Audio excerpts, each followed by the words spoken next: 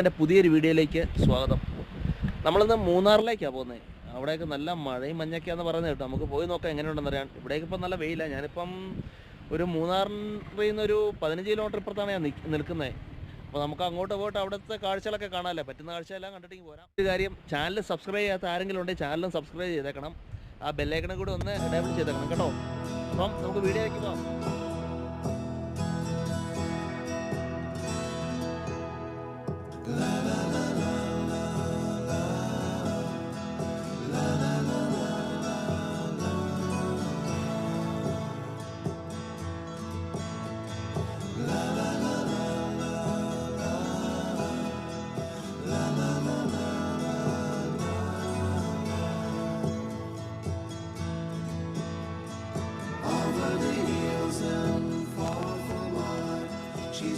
ഈ കാണുന്ന ഡാമാണ് ചെങ്കുളം ഡാം. ഇത് ആനച്ചാലിലാണ് ഇത് സ്ഥിതി ചെയ്യുന്നത്.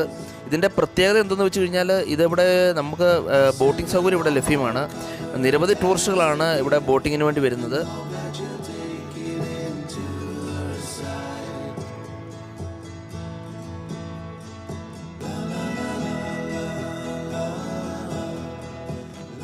ആനച്ചാലിൽ നിന്ന് മൂന്നാറിലേക്ക് പോകുന്ന വഴിയാണ് ഈ കാണുന്നത്. നല്ല മനോഹരമായ കാഴ്ചകളാണ്. ഈ പറയുന്ന മഴയൊന്നും ഇല്ലെന്ന് തോന്നുന്നു, കാരണം അത്യാവശ്യം തെളിഞ്ഞ കാലാവസ്ഥയാണ്.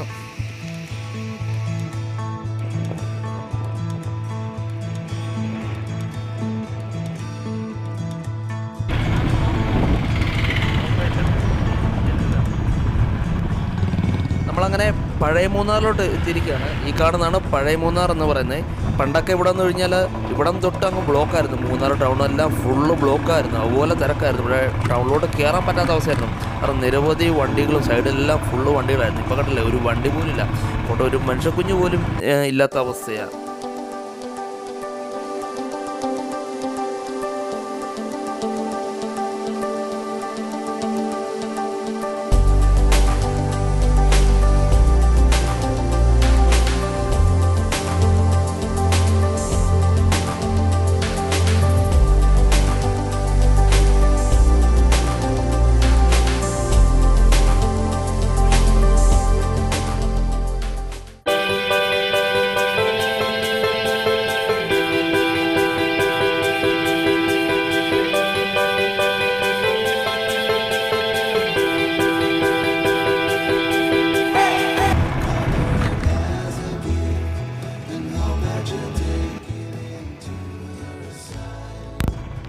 നമ്മളങ്ങനെ മൂന്നാർ ടൗണിലേക്ക് എത്തിയിരിക്കുകയാണ്.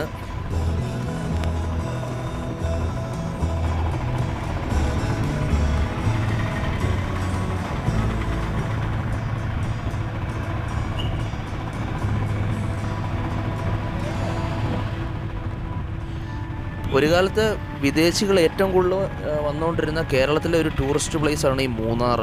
നിരവധി വിദേശികളെ പണ്ടൊക്കെ കാണാമായിരുന്നു. പക്ഷേ ഇപ്പോൾ വിരളിൽ എണ്ണാൻ പോലും അത്ര ആൾക്കാരെ പോലും ഇവിടെ കാണാനില്ലാത്ത അവസ്ഥ. മെയിനായിട്ട് ലോക്ക്ഡൗണിൽ തന്നെ ഈ കൊറോണയൊക്കെ തന്നെ ഇനി പ്രശ്നം.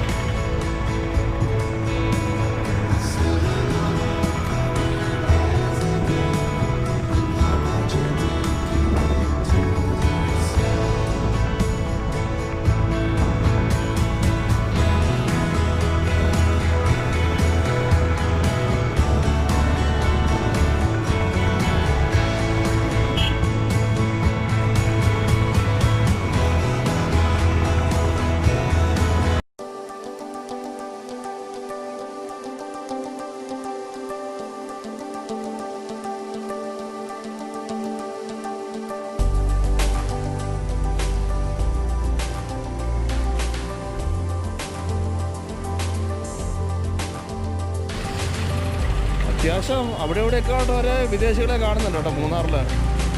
അങ്ങനെ മൊത്തത്തിൽ ഒരു ആൾക്കാർ ഇറങ്ങാൻ തുടങ്ങിയിട്ടില്ലെന്നേ ഉള്ളൂ. അത്യാവശ്യം ആൾക്കാരൊക്കെ വരുന്നുണ്ട്. ഈ റൈറ്റ് സൈഡിലോട്ട് പോകുന്ന വഴി മാട്ടുപ്പെട്ടി ഡാം അങ്ങോട്ടൊക്കെ പോകുന്ന വഴിയാണ്.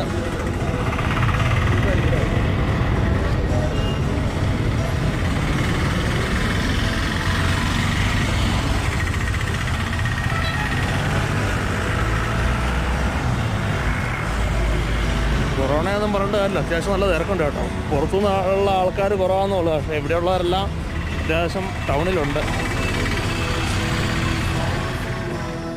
വഴിയോര കച്ചവടക്കാരൊക്കെ ഇഷ്ടംപോലെ ഉണ്ട് കേട്ടോ, നല്ല ആക്റ്റീവാണ് അവരെല്ലാം. ഇപ്പം പുറത്തുനിന്ന് ആൾക്കാരുടെ കുറവുള്ളൂ.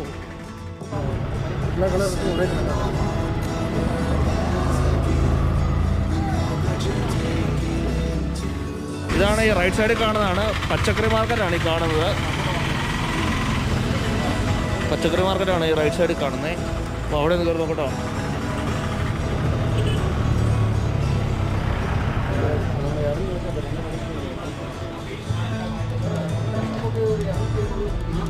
ഇവിടെയൊക്കെ തിരക്ക് കുറവാണ് ഇവിടെ.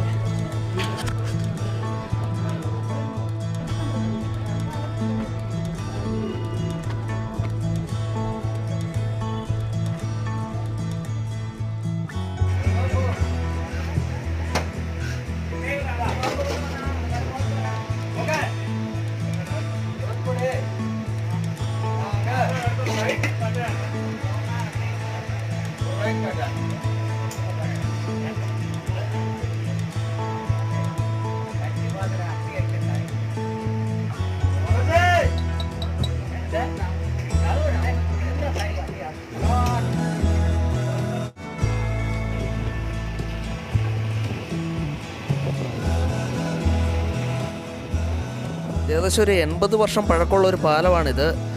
ദിവാൻ ഭരണകാലത്ത് നിർമ്മിച്ചതാണ്. 1944 നിർമ്മിച്ചതാണ് ഈ പാലം.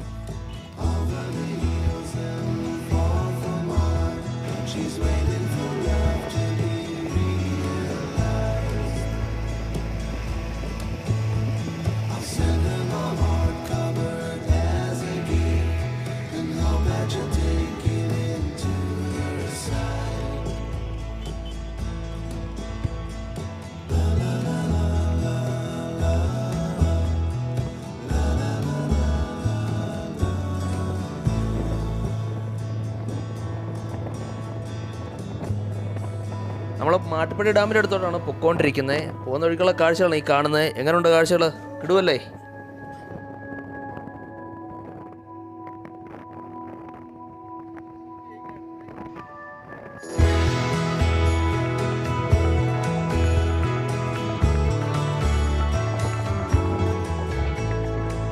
എന്ത് രസമുള്ള കാഴ്ചകളാണെന്നറിയാം ഈ തേയിലത്തോട്ടങ്ങളുടെ ഈ കാഴ്ച കാണാനായിട്ട്. നമ്മൾ ദൂരെ നോക്കുമ്പോഴത്തേക്കിന് ഭയങ്കര ഒരു മനോഹാരിതയാണ്. കാരണം നമ്മുടെ മനസ്സിനൊക്കെ നല്ല കുളിർമയുന്ന കാഴ്ചകളിത്. അതിൻ്റെ കൂടെ ഈ മഞ്ഞും കൂടിയും ഇറങ്ങുന്ന സമയമൊക്കെ വരുമ്പോഴത്തേക്കിന് നല്ലൊരു കാഴ്ചയാണ്.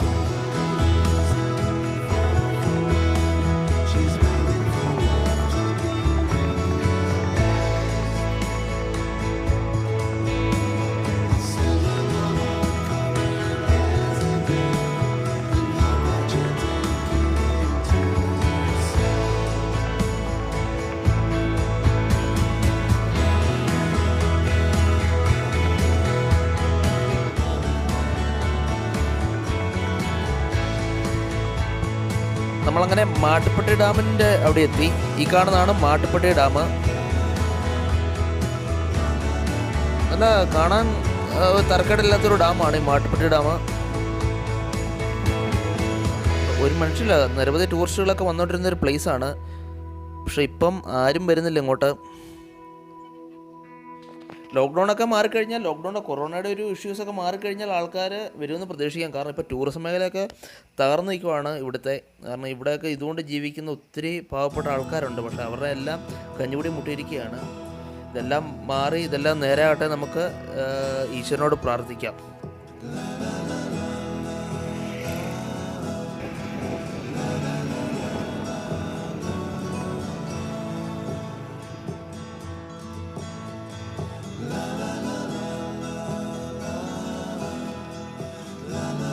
കാണുന്നതാണ് മാട്ടുപ്പെട്ടി ഡാമാണ് ഈ കാണുന്നത്.